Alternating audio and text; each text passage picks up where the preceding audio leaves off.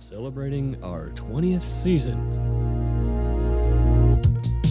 From the college by the lake, meeting the personalities and discussing the issues that affect all of Coeur d'Alene and the inland Northwest. We are the North Idaho College Public Forum. And now, here's your host and moderator, political scientist Tony Stewart. Our subject today is Veterans Affairs, and we're going on this particular program to deal with the Vietnam-era veterans and disabilities and the kind of things that those veterans of that era face today. We have a returning guest that was with us, I believe, about a year ago, and we'd like to welcome back to the program Sonny Kinsey, who lives here in North Idaho. Sonny was in the service during that period of time, although he was not in combat in Vietnam.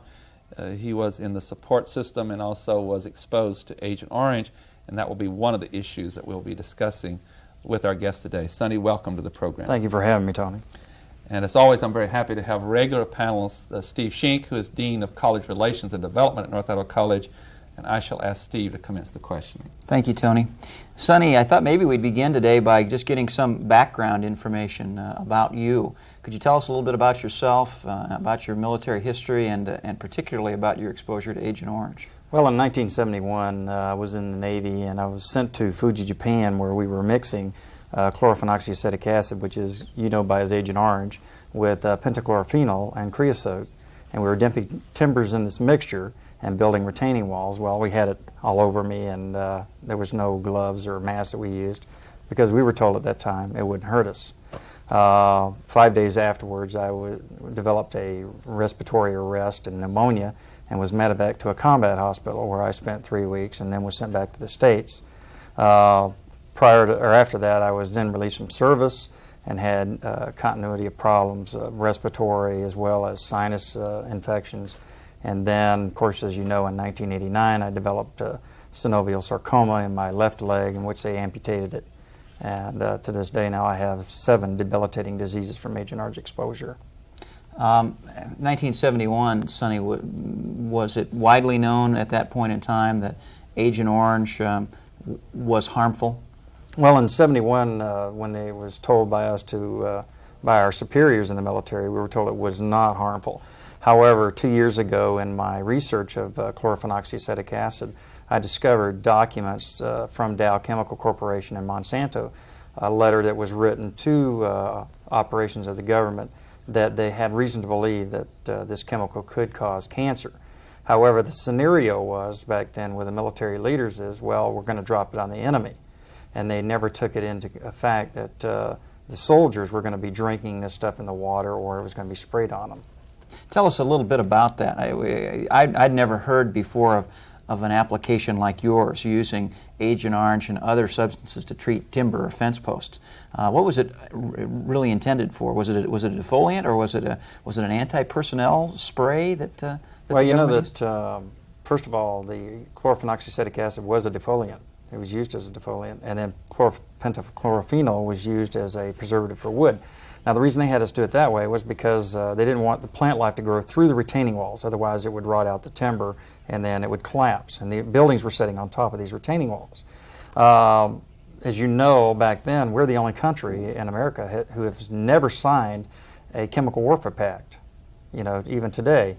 And so we got away with using that chemical, even though it can be classified as chemical warfare.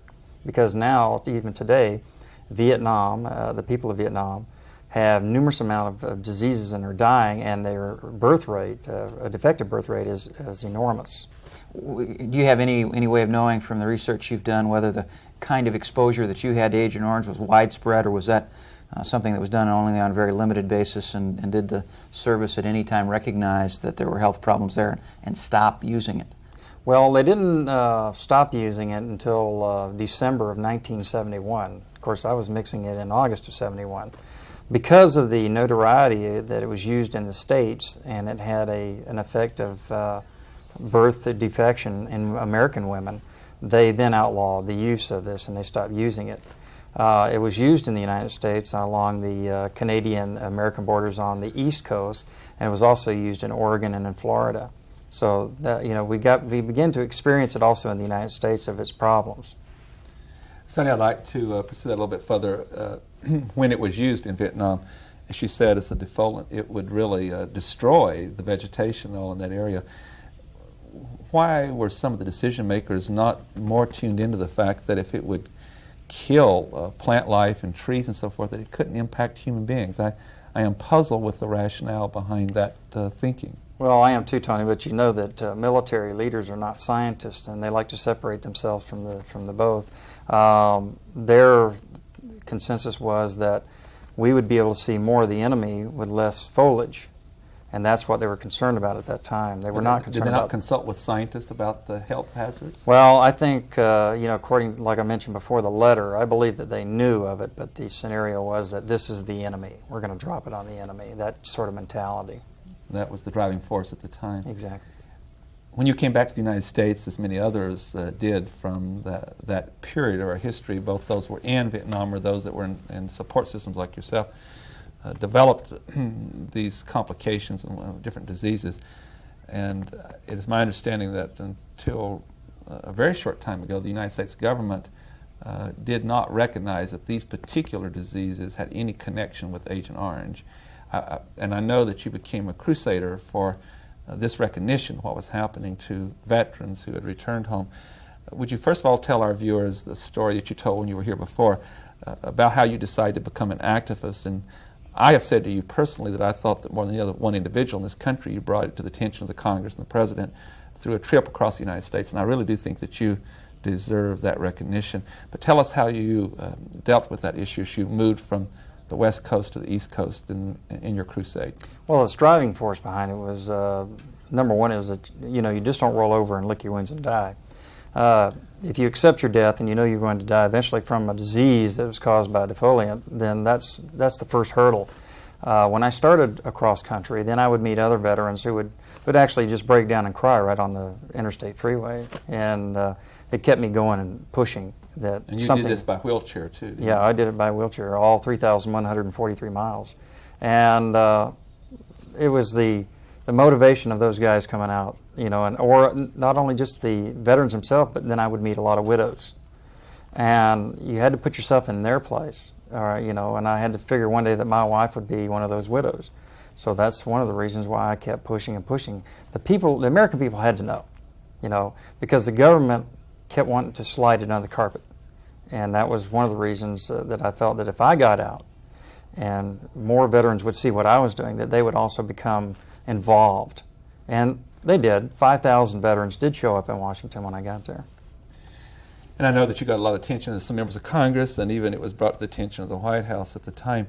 And I know others have worked on this issue and all, but since we did our last show, in fact, when we were doing that program, it was the week that Congress was acting on this. Would you bring the citizens up to date on what is the position of the government today? What kind of piece of legislation passed the Congress? And I know that we have now the Department of Veterans Affairs, it's cabinet rank, and have the Secretary of Veterans Affairs.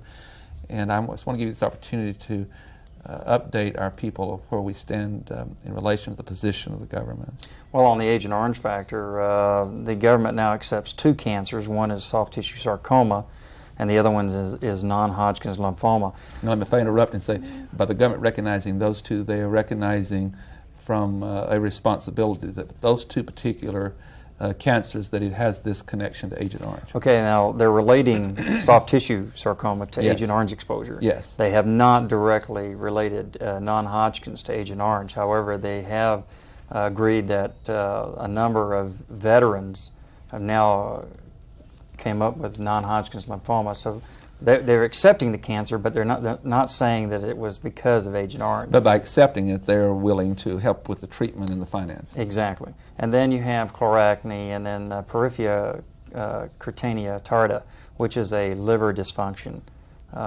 which several veterans I know right here in Coeur d'Alene have the same problem. Okay, Steve Sheikh. Sonny, let's talk a little bit more about you, if we may, and if I get into some areas that you'd rather not talk about, I'd understand. But you've mentioned a number of health-related problems, some lingering respiratory problems, if I heard you correctly. Right. You've already lost a leg to cancer. What's the state of your health now, and what's the prognosis of the diseases that you have that are related to Agent Orange? Well, I have 7 diseases, I'll tell you: osteoporosis, osteoarthritis, ulcerative pylorus, post-traumatic stress disorder, which is not directly related, but it could be because it's a nerve dysfunction or nerve order dysfunction. And then I have peripheral neuropathy, which is nerve damage, as well as a synovial sarcoma, COPD, chronic obstructive pulmonary disease. My health is whatever my mind is. I've talked to several doctors. I've told them what my diseases are who visited this campus, and they look at me and they go, "You're a mighty lucky man." And I go, "Well, I'm going to beat it." And that's what I'm going to do. It's your mind, you know. So it's whatever my mind is that day. That's my health status. Well, and one of the things we wanted to talk about today was the Veterans Administration. I assume, especially since you've been successful in getting the Veterans Administration to recognize a link between Agent Orange and the diseases that you have, that you're being treated for some or all of these diseases through the Veterans Administration. Is that correct? Well, they'll recognize the synovial sarcoma, and they now recognize the amputation because of the direct cause of synovial sarcoma. And I am service-connected for my respiratory. However, they still have failed to recognize the osteoporosis, the osteoarthritis, the ulcerative pylorus, and the peripheral neuropathy. Now, one of the things that Tony brought up, they now have accepted peripheral neuropathy. However, they put a limitation on it. You had to have symptoms within 10 years of exposure. Well, my symptoms didn't show up, and a lot of veterans didn't show up till 10 years after. So, you know, it's a catch-22. What kind of care are you getting? Where do you have to go to get it? And are you pleased with the relationship between you and the Veterans Administration? I go to Spokane, and for my problems. Now, my respiratory, they send me to a private specialist outside the VA. No, I'm not happy with the care provided by the Veterans Administration. As I talked last year on this show, when I was in Dallas Hospital and I had my leg amputated, I laid my own bloody sheets for 11 days before they even changed them. Right now, you have to wait anywhere from 1 hour to 3 hours at Spokane to get medical treatment. And you have to go in as an outpatient. And you might sit there for an hour before you even just check your blood pressure. So, no, there's a lot of problems. And if I may bring up something on that, there was an article that came out 2 weeks ago in the Spokesman Review, which shows the probe 14 VA hospitals across the nation. And one of them listed was the Dallas VA hospital, which I was in. And it's going all over the country where we have lack of care, proper care for our veterans. What do you think is the reason for that, Sonny? Well, it's because of money. The government only gives us so much for budget, and then the VA, of course, they hire substandard help, I call it, and then they don't have the money, so now they're turning away veterans who are not service-connected, where before they used to have that benefit. Now that's been deleted. In other words, their illness is not service-connected. No, that's correct. Okay. Sonny, you talked about as you travel across the country that you met a lot of veterans and widows of veterans.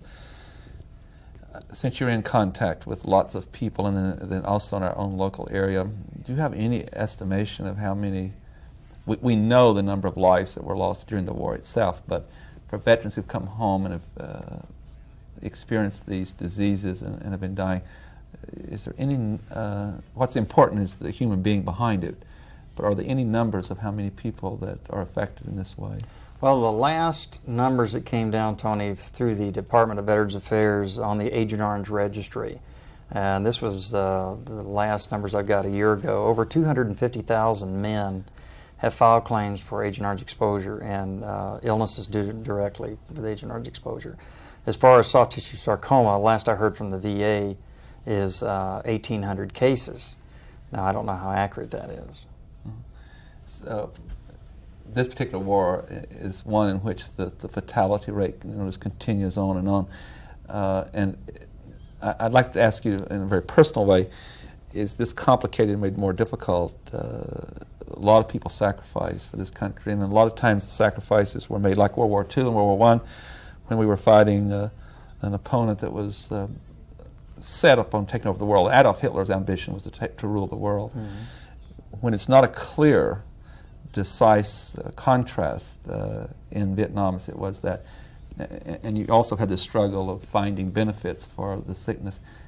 hasn't that added a tremendous burden psychologically and personally? Well, yeah, it's put a great deal of strain not only on me but my entire family. You got to understand that my father was a career Navy man who was believed in the United States, and when our leaders called up for men to come to arms, and it was expected of his sons. So when we look back at Vietnam now, my father's a very angry man because he's really exhausted 3 sons because of Vietnam. One was killed in '68 during the Tet Offensive. The other one, myself, with Agent Orange exposure. And then I have a brother who is handling it very difficultly through severe PTSD, post-traumatic stress, and probably he will develop cardiovascular problems in the future. But it's not a new thing with Vietnam. If you remember in your history, during World War I, the veterans marched on Washington because of the nerve gas toxics that they were suffering the ill effects of. Then in World War II, a war that everyone believed that we should have been in, and I believe we should have been in, they fought for radiation exposure, and they were denied up until 50 years later. And so it's a repertory effect. It's repetitious.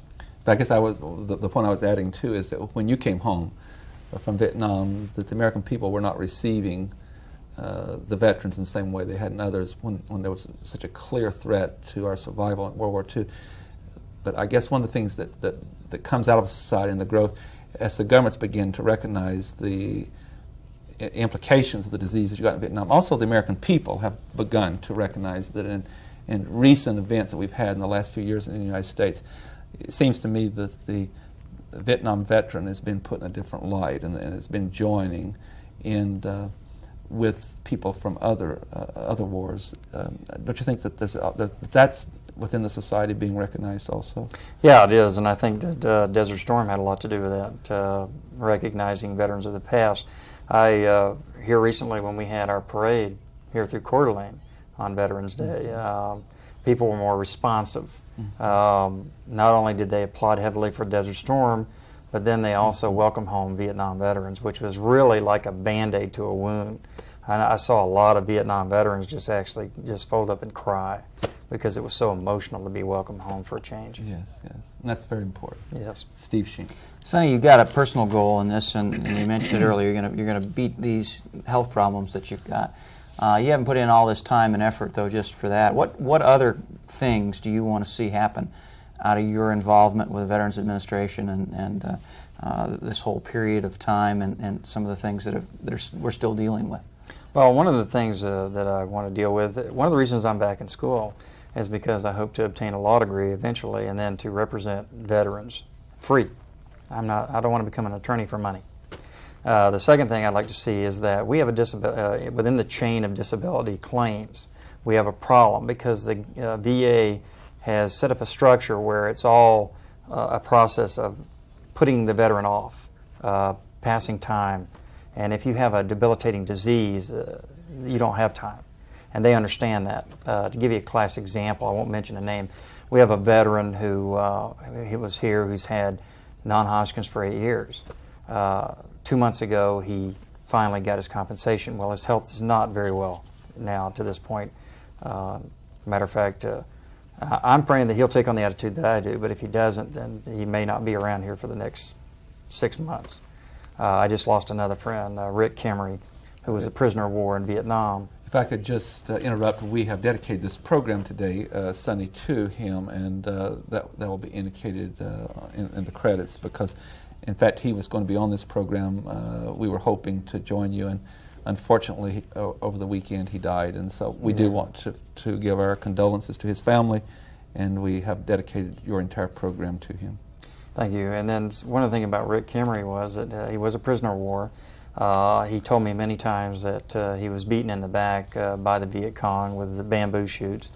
And when Rick came home, Rick developed a kidney disease or went into kidney failure. And the government would not recognize his kidney problems because of direct involvement of being a prisoner of war. This happens many times every day to a lot of veterans across this country. Me, for example, who had synovial sarcoma, I proved it without a shadow of a doubt. There could be no doubt in anyone's mind of the proof that I presented. And then I had a medical doctor present a letter to the VA saying that because of my amputation, it incapacitated my breathing. Okay, it made it harder for me to breathe. Well, they denied it. They looked at it and just sent the record on to the Board of Veterans' Appeals, which is now going to take anywhere from a year to 18 months. And then they'll send it back again. By the time we're done with the Board of Veterans' Appeals and the Court of Veterans' Appeals, we're talking about probably 3 years. I might not be here in 3 years.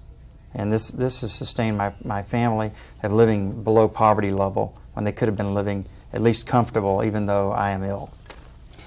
You've been more successful than most veterans in dealing with Veterans Administration, and I'm sure there are going to be many people who see this program that are veterans, maybe not within the same situation as you, but people who think they have a claim. What advice would you give them? Well, first of all, it's sort of hard to give them advice because my expertise came from my political science advisor, Tony Stewart, who is my political science instructor. I took a lot of knowledge that he passed through his classes in designing my briefs. So he's a credit to this campus. I've also sought out politicians with the help of like Senator Craig and Senator Sims. Senator Daschle, also of South Dakota, was a great voice of helping me getting my benefits. So the basic thing you need to do is obtain all your records and sit down and correlate them step by step to show that you have proof, significant statistical proof, because if you have even a shadow of a doubt, then the VA is held by law to give that doubt to the veteran. I think Steve's question is just excellent because in a democracy such as ours, excuse me, there are steps you can take, there's strategies that you can do. And I wish you'd also share with the viewers in a little personal way. I have seen the letter that you received from those 3 senators that you identified. Would you talk to us a bit more about the impact that's had? I do believe that even the Secretary of Veterans Affairs himself has intervened in the case. Yeah, he has, and because of this is the brief. It's a 100-page brief that I prepared, and like I said, normally an attorney would have to prepare something like this of this magnitude. But because of my the great teaching I got here at NIC, and that's the truth, I was able to prepare this brief, and then I sent it to Washington, where Senator Daschle and Senator Sims and Senator Craig reviewed it. Then, after this evidence was presented to them, they wrote a letter and signed, all 3 signed the same letter, and took it directly. It was hand-carried to Secretary Dowinski by the staff of Senator Daschle's office. And then within 2 weeks, my records were requested from Boise to Washington. They were reviewed, sent back with a decision of a rating for Agent Orange service connection, which is ironic because I'm the first veteran to be service connected outside of Vietnam. I think Steve's question initiated the whole process that you have demonstrated there are actions that individuals can take and working through elected representatives to address questions. Before our time is up, too, Sonny, there is another issue that's important to all of you veterans, and that is because of the the deficit and some of the economic questions. There has been a decision made in the national government that we would open up veterans hospitals to non-veterans. The articles I've read indicate that there was a portion of the hospitals that weren't being used, there were vacant beds and so forth, and if I read it correctly, they were talking about the economic efficiency by treating more people and keeping the hospitals more full. And I know veterans have really been critical of this. Would you like to state your position and your ideas on this new policy? Well, Tony, I don't see how they could have available beds when they've been turning veterans who are not service-connected away from the doors of the veterans' hospitals. I don't know if this approach is to obtain more money for the VA hospitals, which it desperately needs, but the only way that program would ever work is if the government gave a big shot in the arm to the veterans' hospitals financially, and then competent help was hired. Right now, it would just bring more devastation that we already have on the veterans now. I would like to see them bring the non-service connected veterans back into the VA hospitals for treatments that they so desperately need. And then, yes, if we can obtain more funds, then I could understand us taking in non-veterans to the hospitals, because then they would have the staff to handle it. So you're indicating that there's even veterans that are not connected to certain aspects of the service that are not even going to get precedence over or priority over non-veterans? Exactly. Steve Sheikh. Well, now I'll follow up on that just a little bit. As I understand what you're saying, a veteran who has an illness that isn't related to his or her service, in other words, it wasn't caused by an injury or exposure to a chemical, they can't seek treatment at this point in time. Is that what you're saying? Unless they meet a income criteria. If they make less than, I think, $20,000 a year, then they can get help. But they have to pay a co-payment on all medicines that they receive. Otherwise, they're turned away. Just because they're a veteran, it doesn't mean anything anymore. The term veteran has become like a dinosaur, except only in time when a new war starts out. Then the word veteran rings up proudly. So, yeah, they're not accepting veterans unless you've been service-connected. I understand. Let's talk just a little bit, when I know we don't have much time left, Tony, but you did mention a reception recently, the parade through Coeur d'Alene, and you and other veterans were warmly received. Do you think that's just a passing thing? You think it's just a matter of time before Desert Storm fades into the background and veterans are going to be forgotten again by most people in the country? Well, I think Desert Storm soldiers have already faded in the background, just like Vietnam veterans did. Well, we didn't really fade in the background. We were accused of being baby killers, but now there's certain veterans that I've talked to of Desert Storm area that have been exposed to radiation on these airplanes, and so they're having troubles. Is there a group of any kind that you belong to in this area that might give advice and support and some fellowship to veterans that you'd like to mention? Well, I'm with the American Legion. I'm with the Disabled Veterans of America and the Vietnam Veterans of America. If you were within the Desert Storm War, you can be a member of the American Legion. If you were injured and you received 10% or more service-connected disability, you can be a member of the Disabled Veterans of America. And if you were in the Vietnam era, regardless where you served in Vietnam or not, you can, between 1965 and 1975, you can be a member of the Vietnam Veterans of America. With that, I'm going to bring the program to conclusion. Sonny Kinsey, thank you for being with us. Thank you. As always, you're very informative, and I know you are an eloquent speaker for veterans and their rights and their needs. And Steve, again, thank you for your fine questions. Ladies and gentlemen, I hope you found our program most informative to you. We try to bring you very serious and important topics from week to week, and I'd like to invite you to be with us again next week at this same time, and we will discuss an important issue. Until then, please have a good week. I am Tony Stewart. The North Idaho College Public Forum was videotaped live from the studios of Telemedia Services on the campus of North Idaho College for viewing at this more appropriate time. We invite you to join us again next week for another all-new edition of the North Idaho College Public Forum on this public television station.